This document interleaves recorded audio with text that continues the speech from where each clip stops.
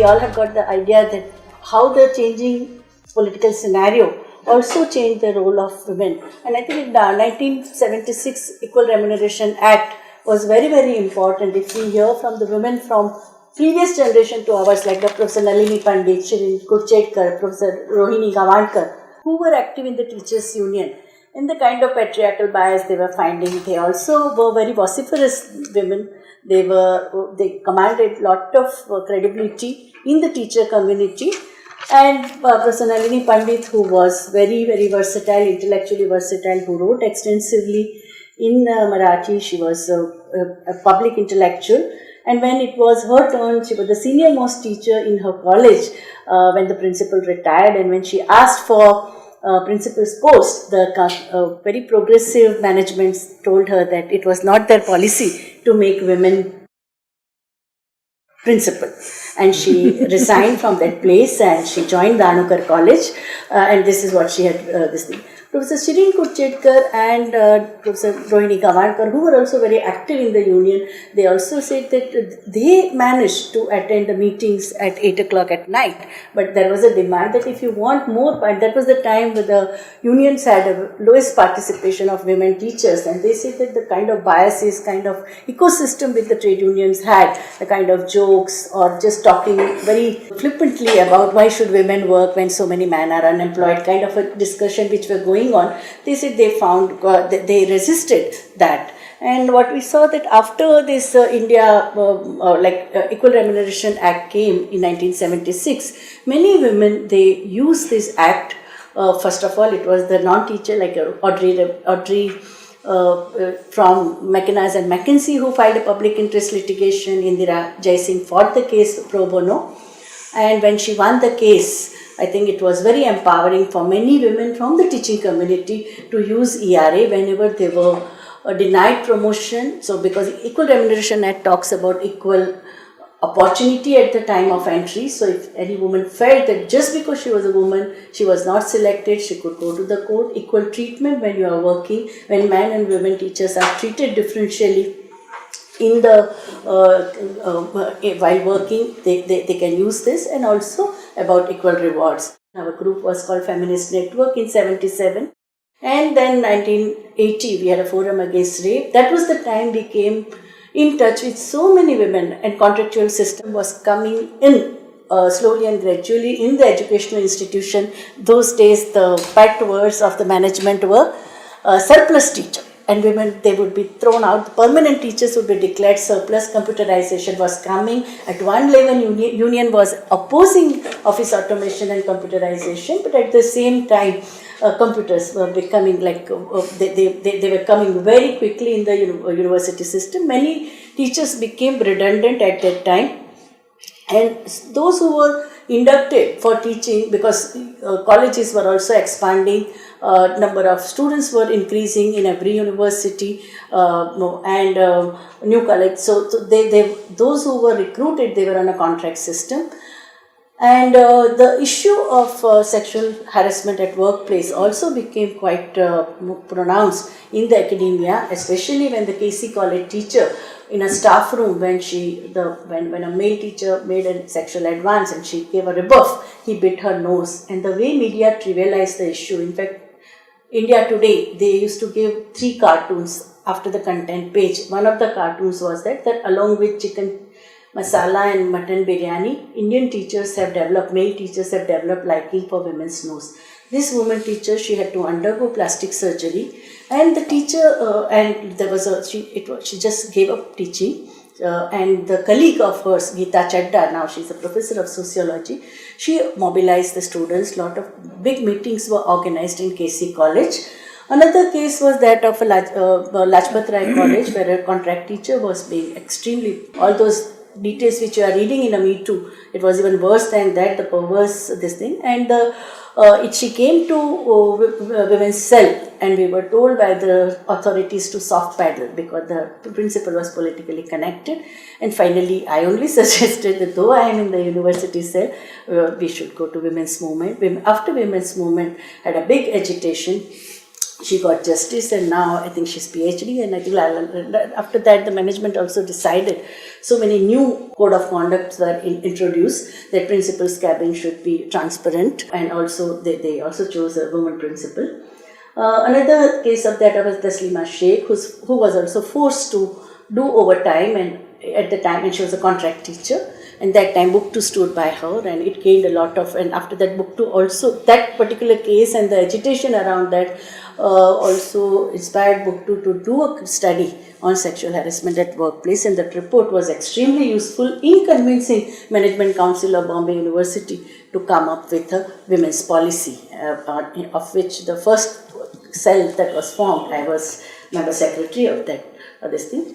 So we have seen that, and in Maharashtra one thing was there, that we had a state level body called Sri Mukti Andolan Samparka Samiti, and in 1972, when the first time that Parishad was organized, women from all sectors, women writers, journalists, teachers, Devdasis, working class women, BD workers, they all came, and they had a tradition of a Gatwar Charcha, group wise discussion. So the teachers group also, they started telling the kind of insensitivity that they found in the teachers union. In the post emergency period, we had a lot of investigative journalism, and in that time also, both the feminist activists as well as the teacher women in different colleges, they started talking about women's question. The women's studies was getting this thing. So many colleges were ready to introduce topic, one paper on women's studies. Some they agreed to even introduce foundation course in women's studies. So it is in this context of discussion on women's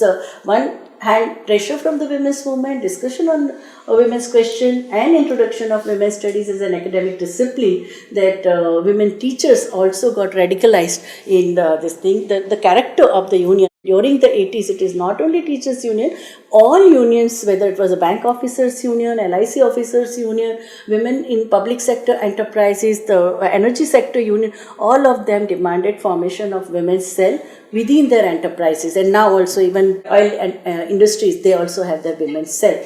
So in this women's cell, so many demands regarding policy of promotion or transfer was a major issue, because every time a husband was transferred, woman would end up resigning.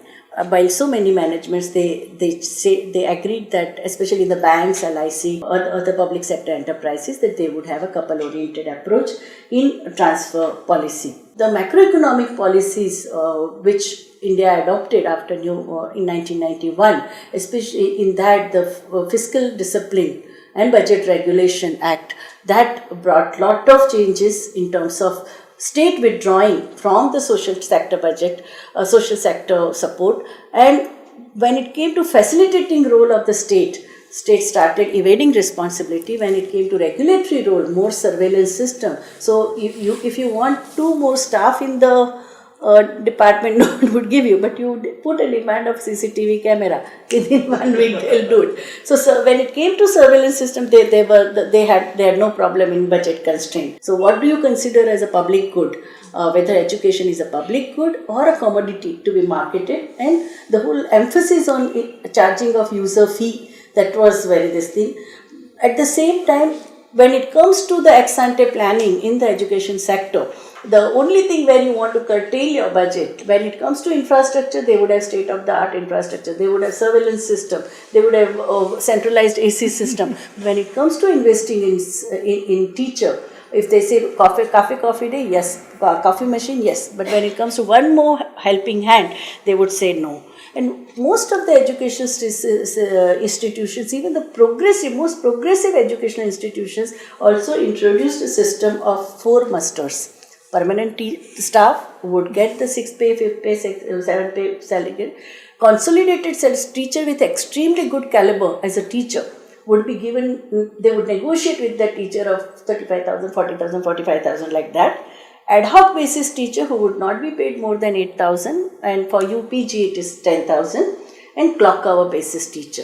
So this whole division, you are sitting in the same campus with the same kind of qualification and experience, and you would see some teachers who are drawing 2 lakhs rupees or 1.5 lakhs, and you have other teacher who is getting say 6 or 7,000 as a clock hour basis teacher sitting in. So this division played a very, very detrimental role, and I think it is in this context that entry of women in the trade union movement was a humanizing influence, because this women, there was a human touch, and that hierarchy of ad hoc or permanent, that was eased to some extent, we can say.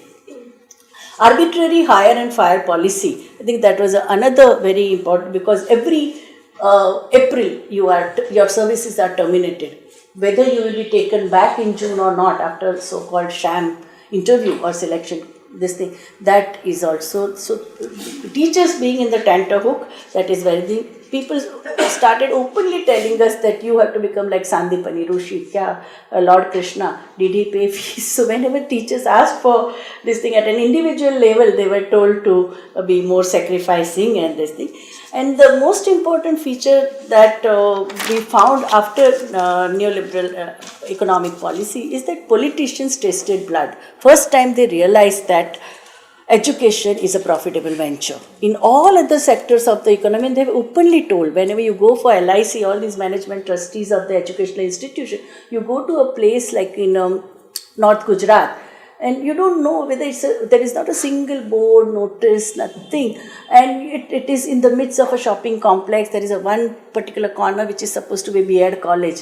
And you ask that, what is this? They said, no, this is just our profitable, currently this is the profitable venture. There is a volatility in agrarian sector. Industries are closing down in the name of environmental norms. Everywhere there is insecurity. Well, this is one B.Ed college is a one sector which would just get us at least 32,000 per student, which is a general fee, and they have a trustees quota for which you can capitation fee. So this is the way they said. They said if it doesn't work, like for 5 years, if B.Ed colleges work, we will continue. Otherwise, we will convert it into a multiplex, or we will convert it into a shopping mall. No, so this is the kind of mentality. So entry of people in education sector who have nothing to do with education, who for them it is whether to you run a grain shop, or to have a beauty parlor, or to have a college. There is no such difference. So I think that has changed the whole culture. It is the kind of lumpenization and kind of, you can say, unacademic environment that is there. Like you would go to a place where library would never be seen. You go for LIC and you ask, there is not a single library. There are only guidebooks. B.Ed college, you have 100 guidebooks for 7 subjects. And you ask them, they say, but what is use? What are use of this book? Or you would say, there are so many rats moving in your library. They are ruining your, librarian says, they are ruining the library. तो बोले हाँ 10-12 किताब को खराब किया तो इसमें क्या बड़ी बात. So this is the kind of attitude, like no respect for learning, no respect for construction of knowledge, and obviously no concern for critical reflection. That they don't want. And in the academic hierarchy, lowest are the social sciences. Just because social sciences make people talk too much, they start giving back their back answer. So the focus on skill. So if you want money for vocational education, if you apply for BVOC, you will get your sanctioned license within 1 week. Paperwork will be done. In BVOC, what will they do? In so many colleges where they have introduced BVOC, they could not get any teachers. They had to ask teachers of physics, chemistry, mathematics to teach this course. So this is the kind of scenario that they have created. So it is in this context that we have seen at one level the aspiring class for higher education has increased, because Sarva Shiksha Abhiyan started some 10-15 years. All those kids who joined primary school, they have now passed their 12th standard and they are aspiring, and National Knowledge Commission said India needs 1500 universities. We have only 700 now.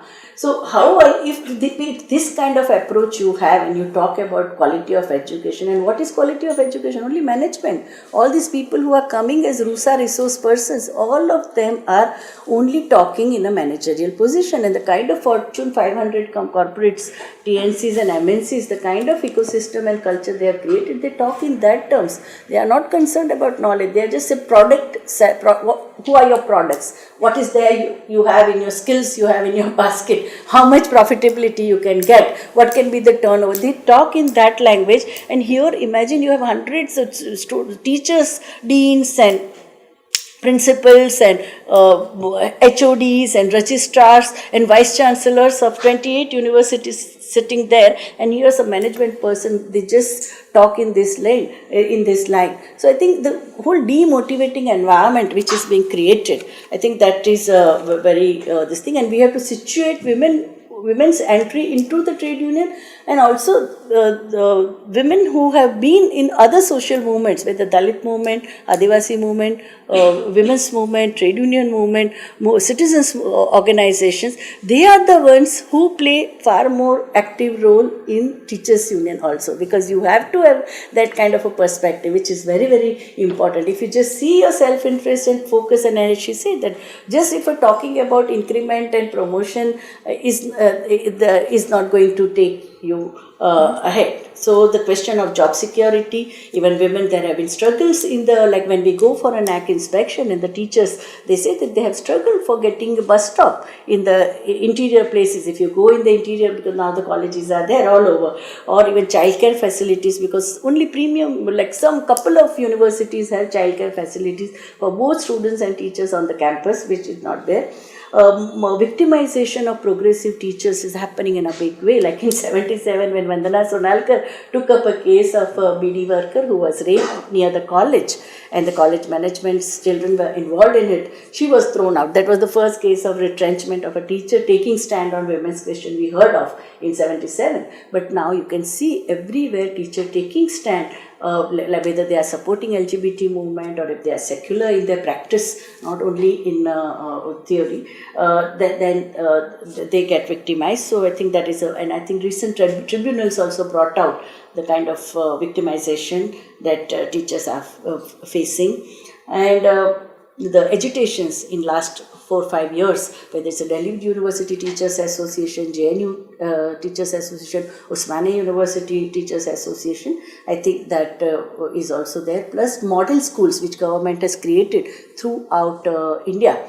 In Andhra Pradesh, there was a big struggle by the teachers because they were not paid fees, 2,000 teachers of the state, and they are directly the employee of the state. They are the state government and central government. Central government did not send budget money to state government, and they were not. The earlier scheme of employing people on a compassionate ground, not teaching, that is also now being stopped, or they are just not implementing it.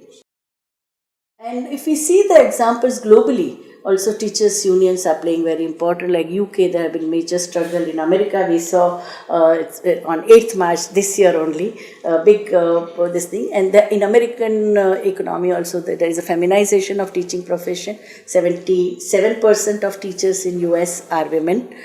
In certain provinces, even more than 80% teachers are women, and both racial and gender inequalities are in a big way. And the unity of teachers across the marginalities. So it's not only the American white women, but also women from Asian women, African women, Hispanic women. They all have come together. And one good thing they did was that during the strike, they did not make students suffer. Students they were so caring, because most of the places from where the radical agitations took place, they were relatively poorer areas, and where students got hot meal only one time a day, and that too in school.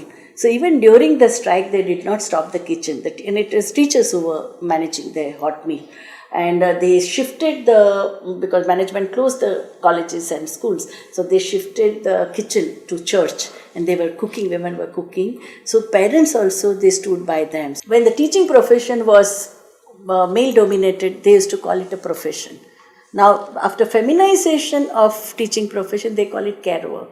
That the kind of care work you do in your family and your community, you are doing in college. In fact, so many people who are power oriented call teaching as a babysitting.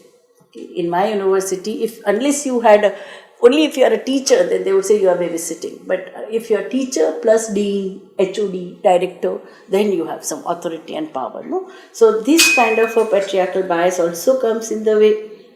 And we have seen that the wage rates in the teaching profession have gone down drastically, especially after privatization of schools and colleges throughout the country. And the whole kind of, there are teachers in Mumbai city who are ad hoc teachers. My colleague in SNDT was morning, he would teach in Vashi, then he would go to Dadar in some other college as a clock worker, then he would come to Churchgate campus where he would teach in 3 different commerce faculty, one paper on economics and UG, and then he would go to Malad by afternoon 4 o'clock. So this is the kind, and at the end of it what they managed to get is 24 to 30,000 rupees. No? So that is also, we can see a very precarious situation. Latest that what we see is that attack by Ministry of HRD by stopping plan grant, because after 12th 5-year plan, now we have a planning commission has been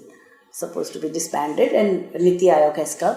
The first thing they did was stop the plan grant to 3 important courses. Women's studies, we have 144 women's studies centers throughout the country. That means in 144 universities we have women's studies center, we had human rights education program, and we had Center for Study of Social Exclusion and Inclusive Policy. These are the 3 centers which, according to them, they are churning out rebellions and militants. So these are the 3 centers they did. So they stopped. They stopped giving grant in last 18 months. They have not given it. And the women's studies, luckily for women's studies, we have an Indian Association of Women's Studies formed way back in 1981. Extremely active platform where teachers, policy planners, women's movement activists, researchers, academicians from not only India but South Asia, they come. It meets every 2 years. It has its regional conferences and all. And immediately when UGC decided to close down this center, they had a big meeting they had in Constitution Club in Delhi, which were, and the same evening even before the convention ended, UGC put up on the website that we have no plan to close down Women's Studies Center. That inspired Center for Studies of Social Exclusion Inclusive Policy, which was started by Professor Sukhdev Thorat when he was the chairperson of UGC. And when the argument in UGC, it was revealed that they said that it is infested by Dalits and tribals. Mm-hmm. That was the one bureaucrat said that. And when it was vetoed by Professor Yogendra Yadav, you know what happened. They threw him out of UGC. But these centers also, they have come together and they have created a pressure group. The only very depressing scenario that we have, it is with regard to human rights education. None of the human rights education centers which were created when Professor Thorat was chairperson, they have put up any fight. They have just allowed their post to go. People have been terminated arbitrarily. So that is one. Another mantra which MHRD is talking about, that let us not have face, and it is very much linked to a white paper which was submitted to Mr. Patel Vajpayee in 2004 by Anil Ambani and Aditya Birla, where they said that it's not a merit good, and higher education you have to pay your user fee, and there are so many educationists who wrote paper that what you are churning out is unemployable graduates, and why waste your resources. We have seen Bombay University 4 or 5 paper, and they said, what are you talking of human capital formation? It is not a capital, it's unused, and it's a waste, and they are the deadwoods of the university system. We don't want this, and that's why what we saw that UGC said. UGC also came up with another plan of EPG Pathshala, and also so many online courses to cut the cost, because major chunk of higher education budget has been cornered by RUSA. RUSA is focusing only on science, technology, vocational and skill-based courses. So all other courses should go for an online mode, so they can, or distance mode, or MOOCs, massive open online sources can be used, Creative Commons can be used. So there is more than 28,000 courses, papers that UGC has a big project of giving it this thing. So much so that even refresher course, which was started some 30 years back in India, to keep the teachers abreast with the state-of-the-art knowledge in that particular subject of specialization. Even in that, there is a massive budgetary cut. This year, this week, the course which is running in the Bombay University Academic Staff College, they have curtailed food budget. So only the budget for this, a 21 days course. And now they have introduced another, from 1st of November, they have introduced online Swayam is an online refresher course. So when it comes to face-to-face courses, they are all state governments are encouraged to come up with the distance learning programs, and Distance Learning Council of MHRD it vets the courses there. So that too, the surveillance system is very strong, because whatever you have recorded is vetted by MHRD people. So the kind of new courses of yoga or Reiki, then kind of astrology, these are the kind of courses which are getting tremendous support by the government. So the whole political agenda and community college model, that also nice touted, because all these people who come for RUSA as a resource person, they all are talking about that follow American community college model. What are the needs of, you do the need assessment of the community. And if you think that your community needs more plumber, fitter, turner, electrician, or this thing, then you give that type of courses. If you are in service sector, you need to more artificial intelligence, then give those type of courses. That is has come up. And I think on the whole, what we see that in the name of vocationalization of education, whatever education you can, which creates critical examination, which creates, gives you confidence to challenge the oppressive or discriminatory practices. And now what we see, even in the context of the recent Me Too movement, like almost all campuses have started their own Me Too groups. We have TISS Me Too group, we have IIT Me Too group, and this thing. And so many teachers and students both are coming out, especially to challenge very toxic patriarchy and misogyny and the predatory behavior when there is a power situation. Earlier, I remember, like my PhD students, when they faced sexual harassment, they gave up studies. They gave up doing their PhD. They registered when there was a woman guide available. So all my PhD students have been older than me. I was 45 when they were 50. So that is the kind. So now they don't do that. Now Me Too movement has empowered them. And I think new types of associations, which are not only focusing only on economic issues, but also so many other issues about the ecosystem within the educational institution, they are being highlighted. Thank you.